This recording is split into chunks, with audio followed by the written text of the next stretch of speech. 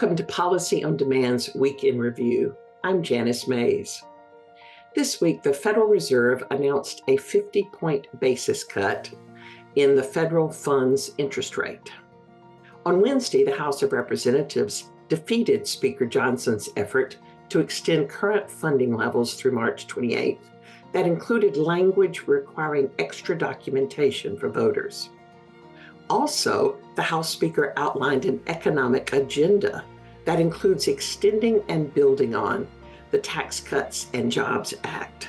He called for restoring R&D expensing under 174, ensuring stronger foreign-derived intangible income incentives, encouraging U.S. ownership of intellectual property, and restoring 100% bonus depreciation.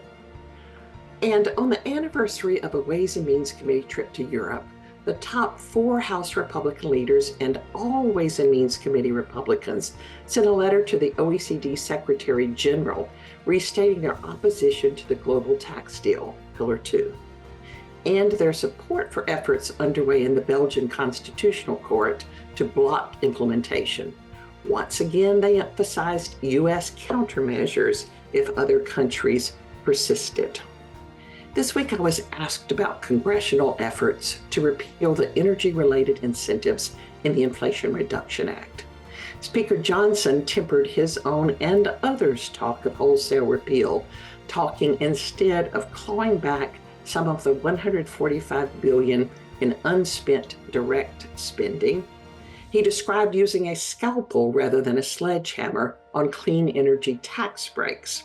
Recently, 18 of his own members urged him not to target those tax breaks in their districts. This coming week, the eyes of business and the rest of us will be on Congress's need to address government funding to avoid a government shutdown 1 week from Monday. Do they continue funding into December, leaving some hope for a tax extenders bill that it could catch a ride? Do they continue funding past December, dashing the hopes of that tax extender bill? Or do they fail to reach compromise at all, leaving most of government to shut down? The vast majority of Congress want to solve the problems with appropriations and not have a shutdown. So I remain hopeful, but stay tuned.